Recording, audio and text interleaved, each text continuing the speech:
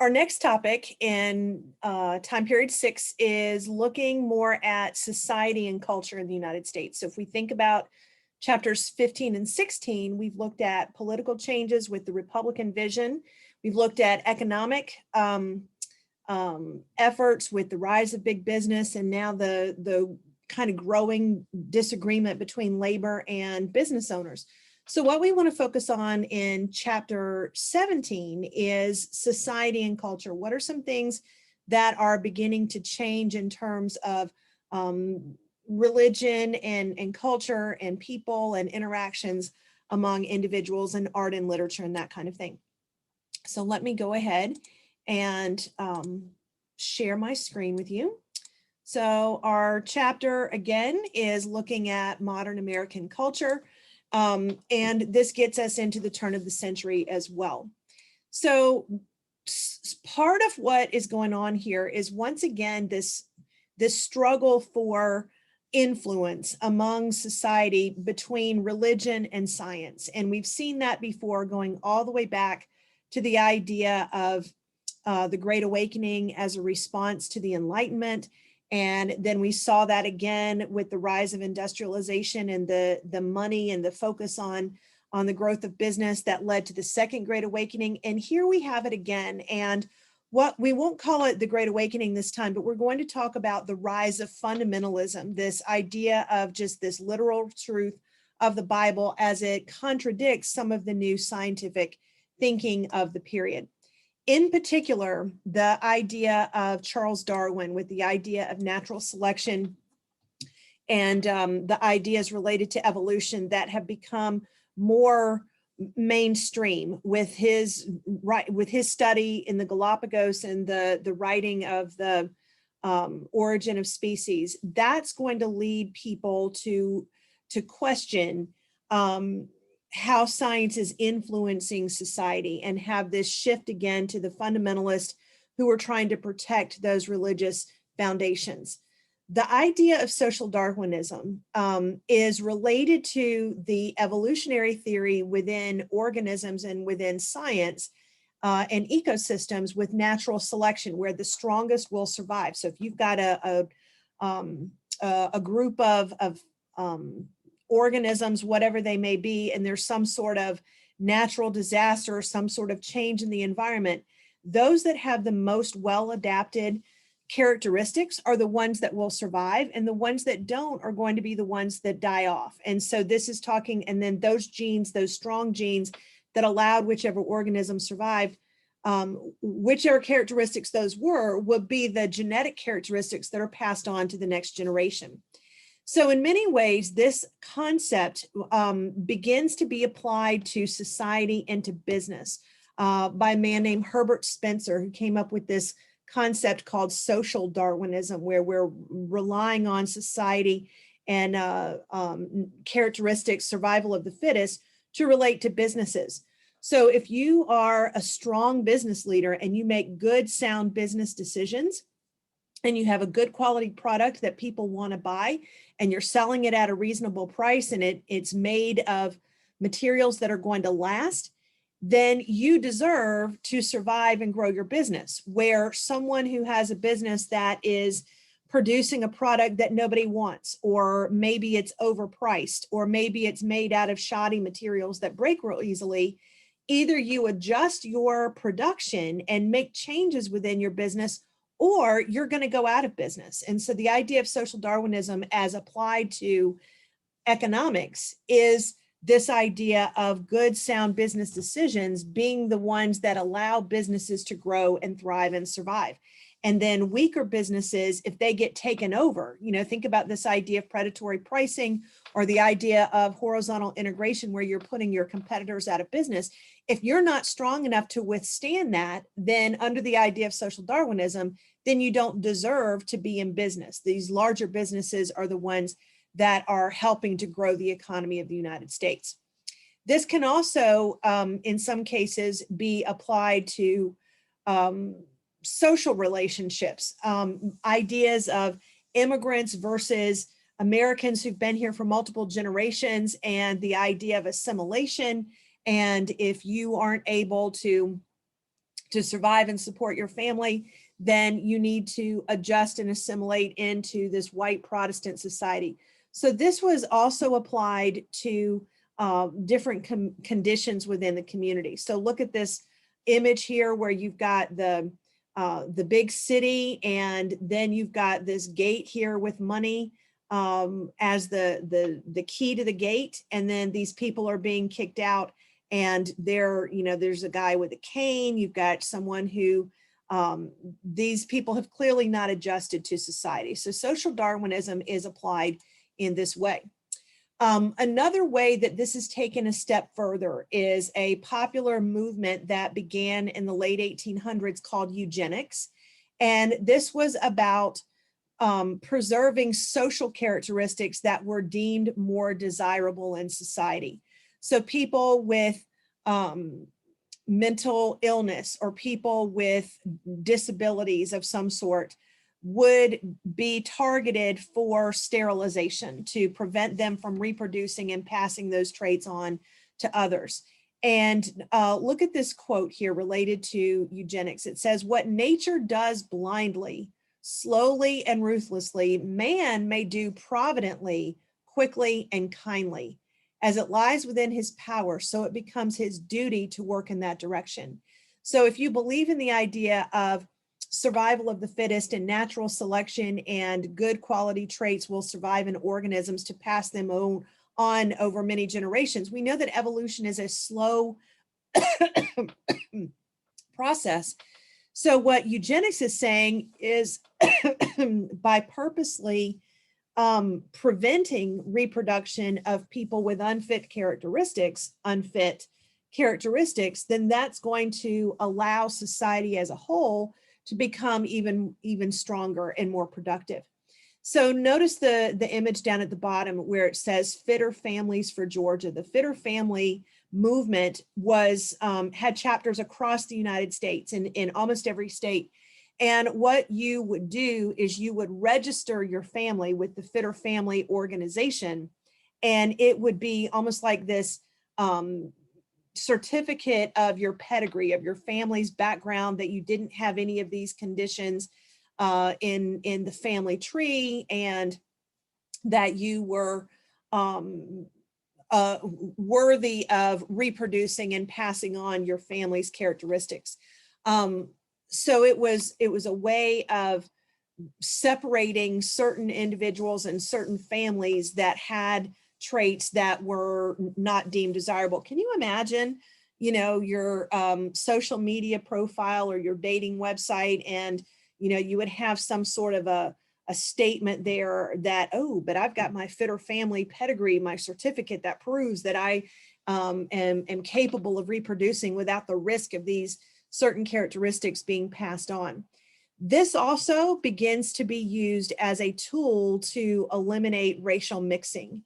So this idea of eugenics with genetic traits also starts this effort to, in the South in particular, to eliminate any sort of interracial marriage or interracial relationships, to trace back the family tree and determine whether or not there was any racial mixing in previous generations. And so the eugenics process, I mean, it's a warped way of looking at things, but it really caught hold here in the late 1800s, as you can see from the image here, where the family's showing up and there's, well-dressed as they can be, for the Fitter Family Organization to evaluate them and to determine whether or not they've got characteristics that are desirable.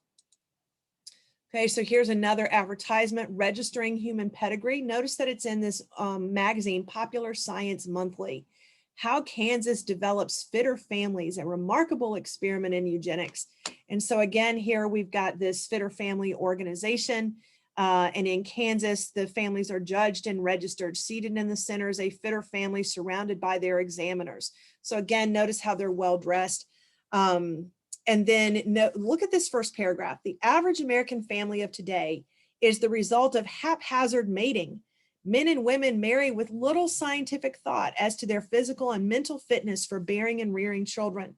When the children come, they too often are brought up in the same haphazard fashion. in which their parents chose each other, is it any wonder that the number of mentally and physically unfit increases? So they're saying you've got to be intentional about who you are choosing as a mate. And this is a way that you can guarantee that. So it was a way of separating people out. All right. Again, we start to see efforts within society that are challenging the greed and the big business, the ruthless practices that are going on in business. And by mixing these ideas of the fundamentalist religious teachings with business practices, we develop something that's called the social gospel or social welfare. And that's Walter Rauschenbusch. He's a German immigrant in the United States, and he develops this concept of the social gospel. So think about the names, the gospel representing biblical teachings and how that's applied to general societal decisions that are being made. And the best way that I can explain this is this cartoon here on the right. And notice that the businessman, he's kind of hovering over his ledger. You know, he might be the accountant or some business manager. And literally the devil has his ear. So if he's having to make decisions about who to hire and fire and about cutting wages, he's making those decisions based on greed and this idea of the control of the devil. But notice at the door, knocking on the door, you've got this man in a robe carrying a lantern. He's got a crown of thorns. So this is a biblical or a visual representation of Christianity and of Jesus knocking on the door, but the businessman is saying, I'm busy. He's making those decisions out of greed. So what the social gospel is saying is that if you make your business decisions about who to hire, who to fire, how to set your wages, what types of business decisions to make that are not based on corruption and greed, if you make those decisions based on the biblical teachings, then everyone's going to benefit. All of society will benefit by having a stronger, more fair and just society. So the social gospel is trying to blend the idea of religious foundations with business practices and societal practices. So again, notice the statement at the bottom, behold, I stand at the door and knock, which is a statement, a quote from the Bible. And you've got this power struggle between evil and good, and it's going to play out in society. And Walter Rauschenbusch and the social gospel will be hoping that this is going to allow for less corruption in the workplace. Some of the organizations that we're familiar with today that got their start as a result of the social gospel would be the Salvation Army and the YMCA. So the Salvation Army was this idea of supporting the community, people who are in financial troubles, living in poverty or whatever. It's a charitable organization that is looking at protecting the community. Same thing with the YMCA. It stands for Young Men's Christian Association. So it has its foundations in this late period of the 1800s and in the rise of the social gospel, using this religious influence within the community. Today, I think we think of the YMCA more as like an athletic sports league for kids or exercise gym for adults, but it actually was about promoting the community and the rise of the community during this earlier period. Okay, so again, we've got this this conflict between science and religion, and this is the rise of fundamentalism. And so again, notice that they're showing how society has gradually kind of declined. And we started with this idea at the top here of Christianity and following that completely. Then we've got Bible is not infallible, and then meaning that it is fallible. And then man's not made in God's image, no miracles, no virgin birth, no deity, no atonement, no resurrection. Then you become an agnostic, then you're an atheist, and then you're just descending down. So they're talking about how modern society is going further and further and further away from its religious foundations, and they want to bring that back. So these fundamentalists are really trying to infuse religion into common society with efforts like the social gospel. We also see a shift in art. So in the previous unit, we talked about Romanticism, where you've kind of got this, you know, pristine, natural image in artwork, visual arts, where you've got everything with opportunity and the light shining out to the west. You've got the ideas of people having success as they immigrate to the United States. But this shifts. By the time we get to the end of the 1800s, there is the reality that not everyone is benefiting from these opportunities. There is corruption, there is discrimination, there is suffering in society, and that becomes more prominent in the literature and in the artwork. And we're going to call that realism. So we see a shift from Romanticism to realism. And you can see here, you've got these people who are sitting there, and they don't look as happy and as, you know, optimistic about what their future will hold. It looks like they're kind of struggling here, while these people behind them are a little bit better economically, better off economically. Okay, so as we had already started to talk about before, there was also the growth of more advertising, more department stores, and this idea of commerce and trade and money and businesses and cities is also going to impact society and culture. New inventions and new technology are critical for that. You've got Thomas Edison developing the light bulb, and other inventions like motion pictures, the phonograph record, and it revolutionizes society. Think about just the light bulb. You know, when the power goes off, I'm always forever walking into a room and flipping the switch, not even thinking about, oh, their power is off. We just, you know, naturally assume that the lights are going to work. So this changes factories. Now factories don't have to adjust their time schedule for the hours of daylight. You can run that factory 24 hours a day because now you have an electric light bulb. Motion pictures, this is also something that's really significant for all Americans, because and regardless of whether or not you speak English. Think about motion pictures. They didn't have sound at the time. They were silent movies. So even an immigrant who doesn't speak English can follow what's happening because that's the way the movies were designed. And this was a level of entertainment that a lot of people could afford. Okay, Thomas Edison's research laboratory was at Menlo Park, which is right outside of New York City. If you cross over into New Jersey, that's where Menlo Park is. So it's technically in New Jersey, but it's right outside of New York City. And I went there with my friends, and it was really a neat place to visit. This is his office, and his desk is exactly as it was the day that he died. They put this plexiglass over his desk where the papers are and everything. And this whole upstairs area is a library. It's just shelves and shelves of books that go all the way around. But in addition to his office, there is a laboratory, and it was funded and operated by businesses. So think about today, big tech companies, they have entire divisions within their corporation devoted to research and development, because they're hoping that these really great computer coders or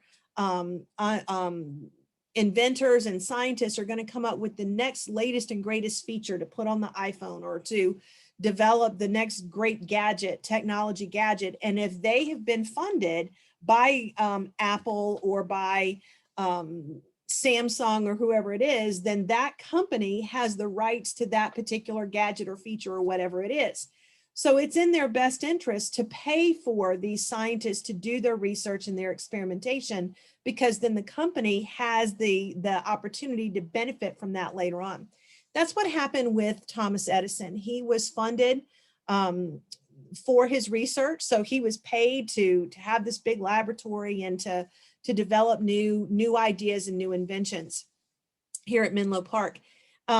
This is a little bit dark, but hopefully you can see, like, this is a gigantic tortoise shell, and you've got shelves and shelves and shelves of all kinds of items, any sort of metal or stone or birds' feathers, any sort of natural element. All of these things are in bins that are organized based on size and shape and material. And it's all in this area. And so there was a guy that worked here in the warehouse, and Thomas Edison would show up and he'd say, I need this, this, and this, and I need it in this size, whatever. And the guy would go get all the stuff off the shelves. And then that would be what Thomas Edison would need for developing a prototype or whatever his idea was for that invention. In addition, he had a chemical laboratory where he would go and kind of, tinker around with different ideas for his inventions. So you have all these elements, you have all of these chemicals that are here at his disposal to use. Another one of the great inventors of the time was Alexander Graham Bell. He is responsible for the telephone. So we've gone beyond the telegraph wires where you've got a coded message in Morse code to now you have actual audio that you can hear instantly from someone else who has a receiver on the other end of the telephone. And here's Alexander Graham Bell testing this out, and you've got all of these people watching. And so again, it revolutionizes communication. So we've got the electric light bulb that also fosters more business. And then you've also got instant communication with the telephone. Race relations are also going to be becoming more difficult to manage, especially in the South. At the end of Reconstruction, we know that segregation is going to be heavily entrenched, and there are challenges to that, where African Americans are challenging their position in society in these Southern cities. One of the areas that they are going to challenge is segregated transportation. So we talked in the previous chapter about Pullman palace cars, these passenger train cars, and they were very fancy and they were segregated. So if you were to buy a ticket to travel on a train from one city to another and you were white, you would be probably in the Pullman palace car. And then if you were African American, you would probably be in a separate car that was not nearly as nice, but you've paid the same price for your ticket.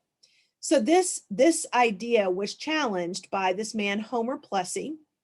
There he is on the left. He was 1/8 African American, and he challenges the Jim Crow laws in his community. Okay, so I believe it was in Louisiana where this took place.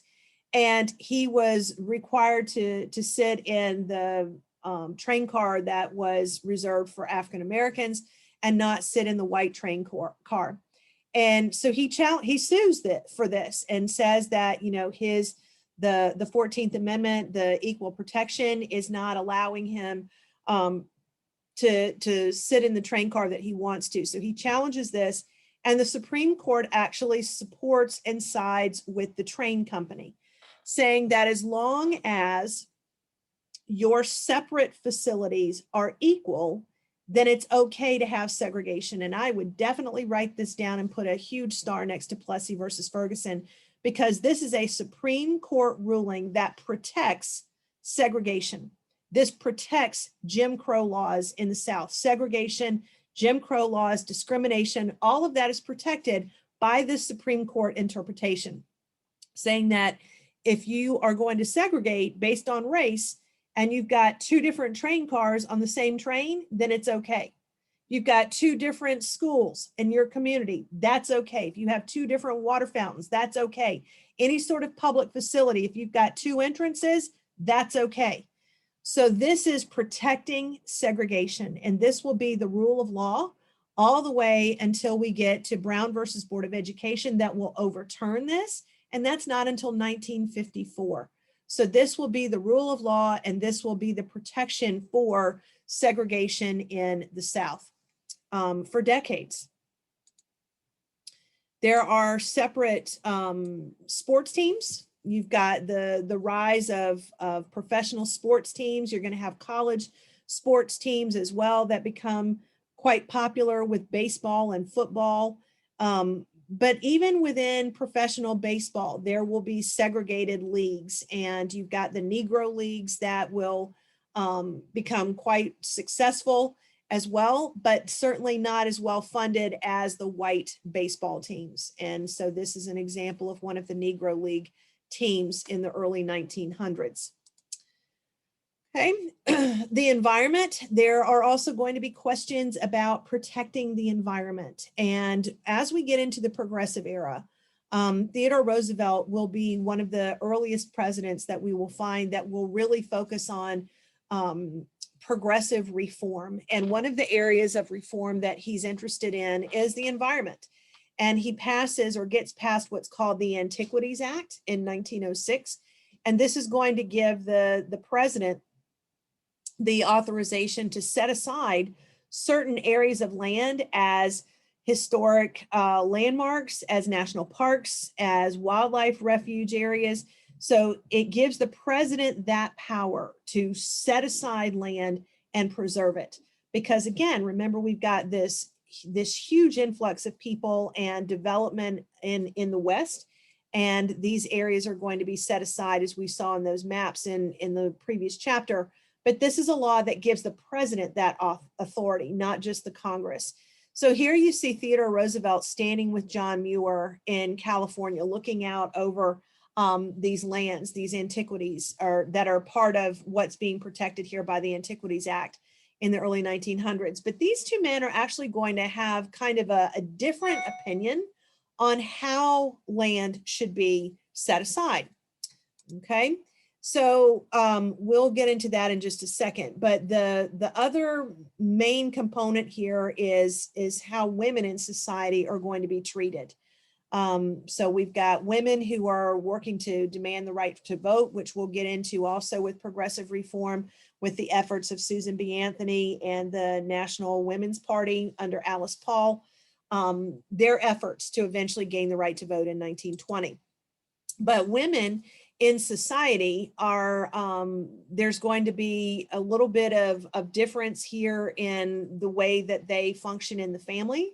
The number of children being born is dramatically decreased over the 100-year span as we get to 1900, and that's largely because of birth control that becomes more well understood and more readily available to women. So here you can see this early effort to educate women about birth control and about how to reduce the number of children that are being born in the family.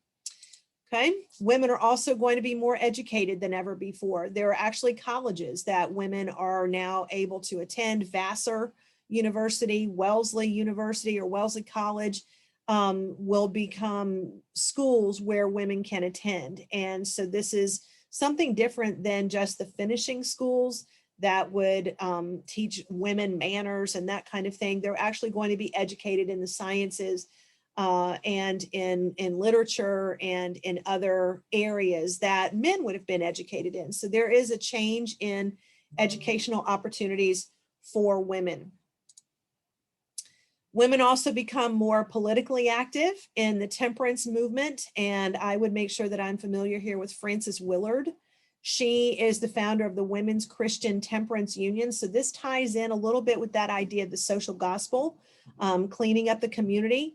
And we've got Frances Willard, this temperance union of women. It's women organizing to fight against the abuses of alcohol. And there's a chapter of the WCTU in 1892, and you can see these women, they're fairly well dressed. So it's usually going to be these middle or upper class women who have spare time on their hands. They're not working in the factories, and they become more civic minded. They get more involved in community issues. And this is one of the main ones that women will be engaged in. And it's founded by Frances Willard, and there are going to be chapters all across the United States as members of the Women's Christian Temperance Union.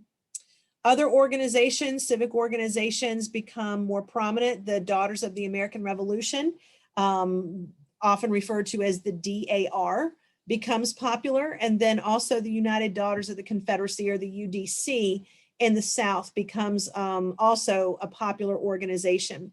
What the United Daughters of the Confederacy were really focused on doing is kind of memorializing what we call today the lost cause narrative. This is trying to protect the idea of the South as it originally was. And so a lot of the Confederate monuments that we see still today across the South that are heavily debated about whether or not they should be there or be taken down and put into a museum or something like that. Most of them were placed there at the turn of the century by the United Daughters of the Confederacy, who were very active in cities across the South.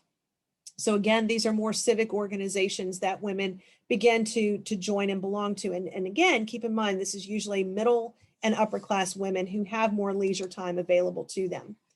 This woman in particular, Ida Wells, is a Black woman who is a journalist, and she is from Tennessee and experiences terrible discrimination in her community. And she takes on this effort to end lynching. So please know that Ida Wells, yes, she's a reformer in the women's movement, but she's also a reformer in race relations. She is going to really emphasize an end to lynching by forcing states to pass anti-lynching laws. She's forced to leave Tennessee and starts her own newspaper and begins to publicize these efforts. And Ida Wells is very prominent in that respect. All right, so when we were talking about the environment here a minute ago, we were talking about the differences, or I mentioned that there was a difference in the approach that Theodore Roosevelt and John Muir had towards the environment. And the difference is going to be these two terms, conservation versus preservation. And I would write this down. So some and both of them, the way that they're similar is that they're both looking at how to protect the environment. But one side, the conservationists, believe in the responsible use of the environment, where a preservationist believes that the environment should be protected as it originally existed with absolutely no interference. So they want to leave the environment completely untouched in its pristine setup. So one of the areas where this becomes very prominent is in the Hetchy. So this is a river outside of San Francisco in California, in one of the areas that had been set aside as an environmental area that would be protected, okay? So this is the way that the Hetchy originally looked. So it was a river here that cuts through these mountainous areas that have been set aside. So a preservationist would believe that this area should always and forever remain in this state. A conservationist would believe that you could use this land responsibly. Like if you were going to cut down some trees, if you replant them, then that would be okay. Or in the case of the Hetchy, to develop generate more power, they wanted to dam up the river and create a power supply out of the Hetchy by creating this reservoir from the dam. And it was this big power struggle. And John Muir and his organization, the Sierra Club, worked to try to protect the Hetchy and leave it in this condition. So John Muir and the Sierra Club would be preservationists. They want to leave it untouched, where Theodore Roosevelt and other environmentalists were conservationists. They believe this land is still not going to be developed and it's not going to be industrialized, and you're not going to see houses being built here and railroads going through the center of this, but they're using this reservoir to generate power for the entire community. So they believe that building the dam was okay. And both of these, again, are setting the land aside not for industrial development, but it's the way that the land's being used. So eventually the Hetchy is dammed up, and you can see the change that is developed here. And so this is a stark example of the difference between preservation and conservation. So a conservationist a preservationist would be like John Muir and the Sierra Club here that still exist and works for environmental protection efforts in society today. And here's the difference, okay? So a conservationist believes that you can use responsibly the natural resources of a protected area, where a preservationist believes that it is totally hands-off. And so this is going to be a difference of opinion that will play out in the progressive era reforms that are going to come up in the early 1900s. So it's a way of looking at the environment a little bit differently. Okay, so there we have it. We've looked at social and societal changes, cultural changes related to this particular time period. So until next time, keep reading and go make history.